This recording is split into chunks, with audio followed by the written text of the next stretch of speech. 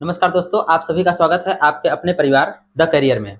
आज हम लोग पढ़ेंगे सभी एग्जामों के लिए अ, मैथ का वो चैप्टर या फिर कह सकते हैं बहुत इंपॉर्टेंट टॉपिक नंबर सिस्टम का। और नंबर सिस्टम में कौन सा टॉपिक है? इकाई अंक। इकाई अंक आप सभी लोग जानते हैं, हम जितने भी नंबर सिस्टम में जितने भी टॉपिक पढ़ते हैं वो सभी कैलकुलेशन के दृष्टि से बहुत इंपॉर्टेंट होता है। ठीक, तो ये हम लोग इकाई अंक जो पढ़ेंगे, इकाई अंक को हम लोग पढ़ेंगे कि इकाई अंक कैसे ढूंढते हैं, क्या करते हैं। लेकिन उससे पहले हम लोग जानेंगे इकाई अंक होता क्या है। और आप लोग भली-भांति जानते होंगे इकाई अंक क्या होता है, इसमें बताने वाली कोई बात है नहीं। इकाई अंक मतलब यूनिट डिजिट।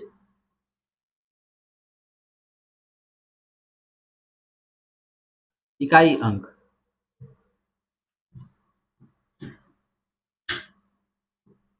इसको वंस डिजिट भी बोलते हैं, लास्ट डिजिट भी बोलते हैं और यूनिट डिजिट भी बोलते हैं।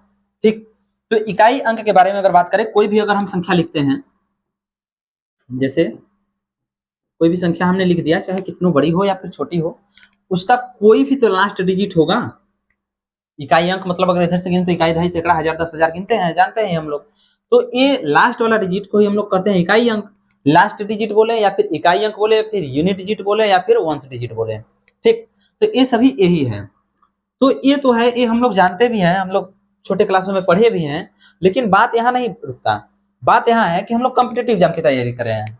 जब कॉम्पिटेटिव एग्जाम की तैयारी कर रहे हैं तो यूनिट डिजिट का कैसे कैसे क्वेश्चन पूछता है, क्या करता है। तो इसमें केवल ऐसे अगर दे दे कहे कि इसका यूनिट डिजिट बताइए, तो ये तो हलवा एकदम है, आप लोग बता के खाली हो जाओगे। ठीक, तो कंपटीशन रह ही नहीं जाएगा। लेकिन उसमें क्या करेगा, हम लोग पढ़ेंगे यूनिट डिजिट में। जैसे कि अगर बात करें, कोई भी नंबर हो गया, अब इसमें कोई नंबर जोड़ दिया या फिर मल्टीप्लाई कर दिया। ठीक, और उसके बाद अब जो फाइनल नंबर जो आएगा हमारा जोड़ने पर या फिर मल्टीप्लाई करने पर प्रोडक्ट का जो आएगा, उसका यूनिट डिजिट क्या होगा। ठीक, ये पूछेगा हमसे। तो यही सब हमें बताना है। तो देखिए, पहला जो हमारा टाइप होगा, पहला टाइप जो हम लोग पढ़ेंगे इकाई अंक में, इकाई अंक में हमारा पहला टाइप जो होगा होगा दो अंकों का या फिर दो संख्याओं का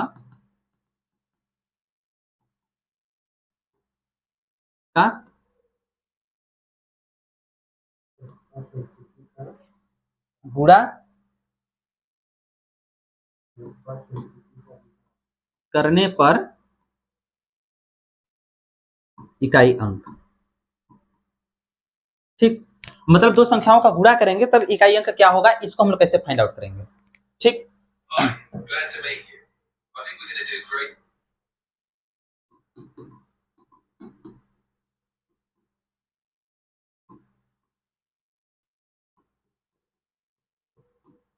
दो संख्याओं का गुणा करने पर इकाई अंक। अब देखिए, जैसे कोई नंबर दे दिया, हम लोग छोटा छोटा से चलते हैं हम लोग इकाई अंक के लिए। जैसे अगर बात करें, जैसे 7 का गुणा करें 7 में या फिर 8 में गुणा कर दें। अब इसका इकाई अंक क्या होगा। ठीक, या तो एकदम सिंपल सा लें, 1 का गुणा करें 2 में और 2 फिर क्या कर दें 3 में गुणा कर दें। अब इकाई अंक क्या होगा। तो या फिर कोई और नंबर ले लें, जैसे 7 का गुणा करें 3 में और फिर गुणा करें 4 में। अब क्या होगा ये इकाई अंक। अब देखिए, अगर हम करने जाएं 7 त्रिक 21, 21 चौके 84, 84 हुआ, इकाई अंक 4 मिला। ठीक, अभी क्या होगा, 3 3 कम 3, 3 दूना 6, 6 हुआ। तो इकाई दहाई जो कुछ भी है, दहाई तो है नहीं, इकाई अंक यही है। ठीक, अब इसको अगर करेंगे 7 7 49 और 49 अठे कितना हो जाएगा, 9 अठे 72 और 4 अठे 32। अब लास्ट डिजिट क्या हुआ, 2 हुआ। ठीक, अब हम बात करें, अगर इसको हम लोग हर बार क्या इतना मल्टीप्लाई करने जाएंगे। मल्टीप्लाई करने से बचने के लिए हम लोग क्या करेंगे, इकाई अंक में केवल इकाई अंक पर हम लोग ध्यान देंगे। क्या करेंगे, इकाई अंक में केवल इकाई अंक पर ही हम लोग ध्यान देंगे। कैसे, देखिए, अगर हम बात करें इसका, तो 7 7 49 हो जाएगा। 49 में अब इसको हम नहीं लेते, केवल इकाई अंक को लेते हैं। फिर 9 अठे 72, 72 हो गया। 72 का इकाई अंक 2 होगा और इसका भी इकाई अंक 2 ही आ रहा है। ठीक, अब ये तो सिंपल सा है। अगर इसको करें तो 7 तरीके कितना, 21, 21। अब इस 1 से हम मल्टीप्लाई कर देते हैं 4 में, कितना हो जाएगा, लास्ट में 4 ही आएगा। ठीक, अब इससे हमें मतलब ही नहीं, इकाई अंक से मतलब है हमें। तो अब देखिए, बड़े बड़े नंबरों को हम लोग करते हैं। अब बड़े बड़े नंबरों को हम लोग करते हैं, जैसे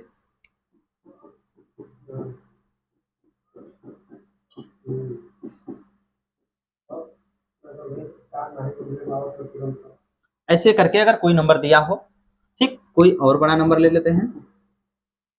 अगर हमें कंसेप्ट पता हो गया ना, तो हमें कहीं भी नहीं ढूंढना होगा। अब देखिए सभी जगह से इकाई अंक को हम लोग क्या करते हैं, अडॉप्ट करते हैं। यहाँ पर इकाई अंक क्या है, 9 है, 9 ले लेंगे। और यहाँ पर क्या करेंगे हम लोग, 5 लेंगे। समझने के लिए थोड़ा सा समय तो लगेगा। और यहाँ पर क्या लेंगे हम लोग, फिर से 5 लेंगे। और फिर यहाँ पर क्या लेंगे हम लोग, 2। अब एक बात और समझिएगा, इसमें अगर मल्टीप्लाई में अगर 5 और 2 आ गया, 5 और 2 आ गया, या फिर 0 आ गया, ठीक, 5 और 2 कहीं मिल गया मल्टीप्लाई में, तो इकाई अंक इसका क्या होगा, 0 होगा। क्या होगा, 0 होगा। कोई भी संख्या हम लोग लिख रहे हैं, जैसे मान लीजिए हमने लिख दिया, कोई नंबर दिया हुआ है, ठीक, और लास्ट में हमें क्या दिखा, 5 और 2। उसके बाद कितनों भी लंबी चौड़ी संख्या दी गई है, ध्यान देना मल्टीप्लाई में हो, ठीक। अगर मल्टीप्लाई में है और 5 और 2 दोनों है, तो इसका मल्टीप्लाई करने पर जो प्रोडक्ट आएगा, उसका लास्ट डिजिट जो होगा, लास्ट डिजिट जो होगा क्या होगा, 0 होगा। बात समझ में आया? इस बात को आप लोग समझ गए? तो ऐसे हम लोग बड़ी से बड़ी संख्याओं का हम लोग यूनिट डिजिट आराम से निकाल सकते हैं। समझे बात? अब कुछ और एक्सरसाइज कर लेते हैं, जैसे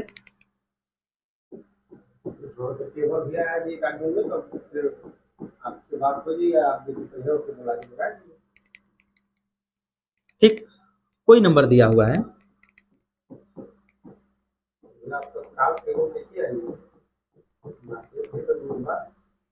ठीक, ए है, कोई नंबर दिया हुआ है। अब इसका हमें इकाई अंक बताना है। इकाई अंक बताने के लिए क्या करेंगे, 2, 3, 5, 5। अब देखिए 2 और 5 जहां मिला, तो इकाई अंक 5 दूनी 10, 0 हो जाएगा, बात खत्म, कोई बहस नहीं, ठीक। तो ये हमारा हो गया पहला टाइप, जिसका मल्टीप्लाई करके हम लोग क्या करते हैं, इकाई अंक निकालते हैं, ठीक। हम लोग बारी बारी से सभी टाइप को पढ़ लेंगे, तो उसके बाद हम सबको एक साइड में करके, और एक जैसे सिंप्लीफिकेशन पढ़ते हैं ना, वैसे कोई क्वेश्चन दिया रहेगा, कहेगा इसका इकाई अंक, इस एक्सप्रेशन का इकाई अंक बताइए, ठीक। तो ये हमारा पहला टाइप कंप्लीट हुआ, जो क्या होता है, मल्टीप्लाई करके यूनिट डिजिट निकालना, मतलब इकाई अंक निकालना। अब दूसरे टॉपिक पर हम लोग चलते हैं, दूसरा वाला, फैक्टोरियल।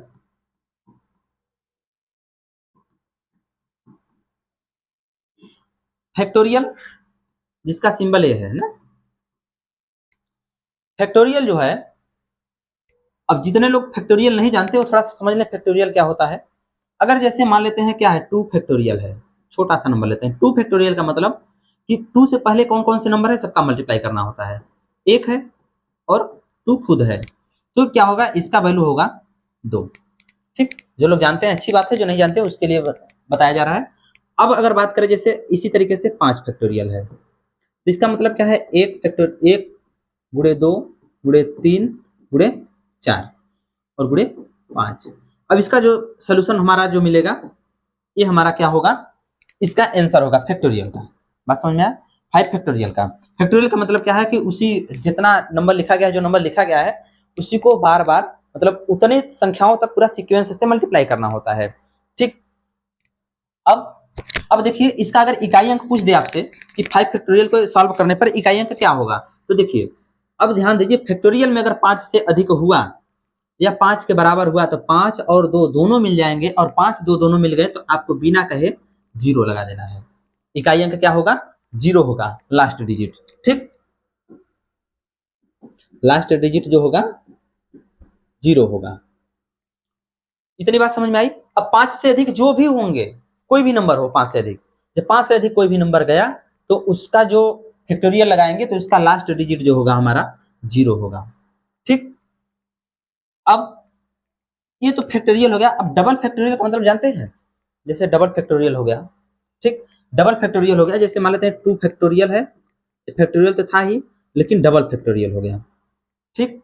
या फिर 7 है और डबल फैक्टोरियल, ठीक।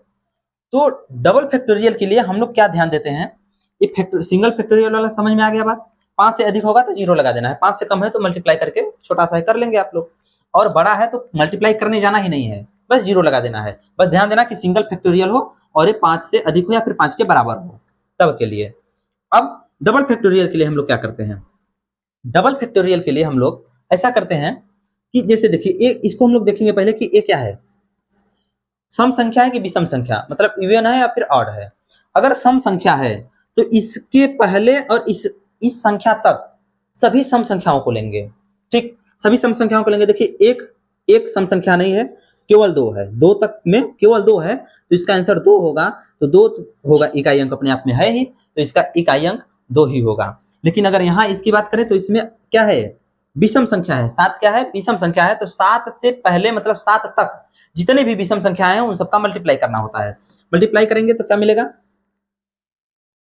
7 का मल्टीप्लाई फिर 5 में करेंगे, फिर किस में करेंगे, 3 में करेंगे, फिर 1 में करेंगे। बात समझ में आया। अब देखिए अगर इसका मल्टीप्लाई हम लोग करते हैं तो क्या आता है। अब एक बात आप लोग जान लीजिए, जो 5 हम लोगों को बार बार मिल रहा है ना, 5 के बारे में थोड़ा सा एक खासियत जान लीजिए। आप लोग पढ़े होंगे नंबर सिस्टम, उसमें एक क्या है, इंटीजर ही है ना, 5 क्या है, इंटीजर है। इसके बारे में थोड़ा सा हम लोग चर्चा कर लेते हैं। 5 ऐसा नंबर है जिसमें अगर हम लोग 0, ठीक, और 2, 4 मतलब 2 के मल्टीपल से अगर मल्टीप्लाई न करें या फिर इसको करें 2 के मल्टीपल से मल्टीप्लाई, तो हमेशा यूनिट डिजिट जो होता है 0 देता है। और इसके अलावा 2 के मल्टीपल, ठीक ना, 2 का मल्टीपल है मतलब गुणज, ठीक, 2 का गुणज, 2 के गुणज के साथ क्या होता है, हमेशा यूनिट डिजिट जो देता है, लास्ट डिजिट यानी यूनिट डिजिट जो है क्या होता है, हमेशा 0 होता है, ठीक। अब इसके अलावा कोई भी नंबर मिल जाए आपको, कोई भी नंबर मिल जाए 5 के साथ आप मल्टीप्लाई करिए अदर नंबर, ठीक ना,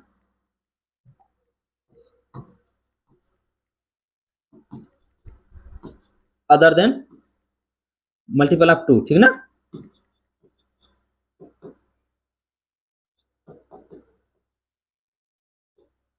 दो के मल्टीपल के अलावा अगर हम 5 से मल्टीप्लाई करेंगे तो हमेशा जो देता है यूनिट डिजिट वो 5 देता है। क्या देता है, 5 देता है। मतलब 5 का मल्टीप्लाई किसी में करेंगे तो केवल 2 ही यूनिट डिजिट दे सकता है। क्या दे सकता है, एक तो क्या देगा, एक देगा 0 या तो एक देगा 5, एक कभी नहीं देगा, ठीक, एक कभी नहीं देगा, ना तो 2 देगा, कभी दे सकता है क्या। अभी आप किसी भी नंबर को कल्पना कर लीजिए और 5 से मल्टीप्लाई करिए, देखिए क्या यूनिट डिजिट 2 आता है, नहीं आएगा। तो 0 आ सकता है या तो फिर 5 आ सकता है। तो एक बात यहां से हमें ये पता चला, 5 के बारे में थोड़ा सा हम लोग जाने। तो अब एक बात हमें पता चला, फैक्टोरियल में थोड़ा सा हमारा मदद करेगा। अगर यहाँ डबल फैक्टोरियल की बात हो गई, सिंगल फैक्टोरियल था तो ये बात समझ में आ गई है, 5 से अधिक हो या फिर 5 तक अगर हो सिंगल फैक्टोरियल तो लास्ट डिजिट 0 देता है। उससे पहले आप लोग मल्टीप्लाई करके देख सकते हैं, ठीक।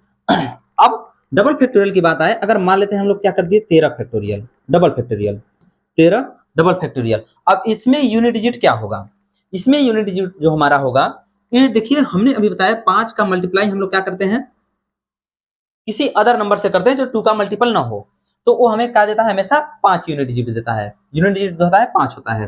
तो देखिए अब अगर बात करें 13 क्या है, 13 एक हमारा क्या है, सम संख्या है कि विषम संख्या है। अब ये हमारा है विषम संख्या। जब ये विषम संख्या है तो हमने बताया कि विषम संख्या हो गया अगर, तो विषम संख्या अगर मिला तो विषम संख्या मिला तो हम लोग क्या करेंगे, 13 मल्टीप्लाई क्या 11 9 फिर 7 5 3 1, यही करेंगे ना, डबल फैक्टोरियल है तो क्या करेंगे, यही करेंगे। अब इसका मल्टीप्लाई करेंगे तो हम लोग ढूंढ लेते हैं क्या है, 5 है, 5 है और इसमें 2 का मल्टीपल कहीं भी नहीं है, ठीक ना, 2 के पहाड़ा में आने वाला कोई भी नंबर नहीं है। तो यहाँ 2 और 5 सॉरी 2 और 0 नहीं आ सकता, 2 और 0 नहीं आ सकता। और हमने बताया 2 और 0 के अलावा अगर देगा कोई यूनिट डिजिट, अगर 5 जो है 0 के अलावा अगर कोई देगा तो 5 ही देगा, 5 से मल्टीप्लाई करने पर, ठीक ना। आप लोग इसको करके देख सकते हैं क्या होगा, 5 ही इसका यूनिट डिजिट होगा हमारा, ठीक, 5 क्योंकि इसमें है, ठीक, 5 जहां आ गया यूनिट डिजिट हमारा 5 मिल गया। और ध्यान देना यह है कि सब विषम संख्याएं हैं, मतलब सम संख्या कोई ना हो। सम संख्या हमेशा 2 का मल्टीपल ही होता है। ठीक, तो ये दोनों कंसेप्ट आपको अगर समझ में आ गया हो तो आप लोग कमेंट सेक्शन में जरूर बताइएगा। ठीक, अब इस पे थोड़ा सा अगर एक्सरसाइज करना चाहें तो कर लेते हैं एक दो ठो। जैसे अगर हम बात करें 17 फैक्टोरियल, 17 फैक्टोरियल की मैं बात कर रहा हूँ, डबल फैक्टोरियल की नहीं। 17 फैक्टोरियल में अगर यूनिट डिजिट अगर निकालना पड़े, मतलब इकाई अंक निकालना पड़े, तो इकाई अंक निकालने के लिए हम लोग क्या करते हैं, 17 का मल्टीप्लाई करेंगे 16 में करेंगे, कम होता जाएगा, फिर 15, फिर 14, फिर 13, 12, ऐसे करते चले जाएंगे। अब देखिए लास्ट में हमें क्या मिला, यहीं पर देख लेते हैं, और जाएंगे तो मिलवे करेगा। 15 और 2 मिल गया, या फिर 4 मिल गया। इसका 5 और 2 4 के साथ अगर रिलेशन बनाता है, मल्टीप्लाई करता है, तो हमेशा यूनिट डिजिट 0 हो जाता है। बात समझ में आया? तो इसका इस एक्सप्रेशन का जो हमारा यूनिट डिजिट होगा हमारा 0 होगा, ठीक ना। और इतने बड़े कि आपको वैल्यू नहीं पूछेगा कभी एग्जाम में, कहेगा कि 100 फैक्टोरियल का आप वैल्यू बताइए, ये सब नहीं पूछेगा। केवल पूछेगा कि इसको एक्सप्रेस करने पर जो हमारा होगा क्या, यूनिट डिजिट क्या होगा। ठीक, तो अगर 100 फैक्टोरियल की बात करें तो 100 फैक्टोरियल का यूनिट डिजिट क्या होगा, क्यों, 5 से अधिक है ना, 5 से अधिक है तो 0 होगा, बात खत्म है। अगर डबल फैक्टोरियल लगा दिए तो, डबल फैक्टोरियल लगाए तो क्या मिलेगा, ये सम संख्या है। जब सम संख्या है और 5 से अधिक है सम संख्या, तो वो भी क्या देता है, 0 ही देता है, 0 ही देगा। कैसे 0 देगा देखते हैं। अब देखिए अगर इसको हम लोग शुरू से शुरू करें या फिर लास्ट से ही शुरू करें, तो 100 का गुणा क्या करेंगे, अगर डबल फैक्टोरियल है तो क्या करेंगे, सम संख्याओं, सम संख्या तो सम संख्याओं को लेंगे, सम संख्याओं को लेंगे, मतलब 98 गुणे 96 गुणे 94, ऐसे कर करके जाएंगे। जब ऐसे करके जाएंगे तो आप यही देख सकते हैं, 0 का मल्टीप्लाई 8 में करेंगे इकाई अंक में तो 0 होगा, 0 का मल्टीप्लाई फिर 6 में करेंगे तो फिर 4 में, फिर 2 में, ऐसे करके तो लास्ट में इसका वैल्यू जो होगा 0 ही यूनिट डिजिट होगा। ठीक, 0 हमारा यूनिट डिजिट होगा। बात समझ में आया? अगर यही बात कर दें, अगर 101 होता 101, और इसको क्या करना होता, डबल फैक्टोरियल का क्या करना होता, हमें यूनिट डिजिट निकालना होता। जब यूनिट डिजिट निकालना होता डबल फैक्टोरियल का, तो हम लोग क्या करते, विषम संख्याओं को लेते। जब विषम संख्या को लेते मतलब 101 मल्टीप्लाई क्या हो जाता 99 गुणे क्या हो जाता 97, फिर गुणा में 95, ऐसे कर करके हम लोग कहां तक आ जाते, 5 3 1, ऐसे करके हम लोग आ जाते।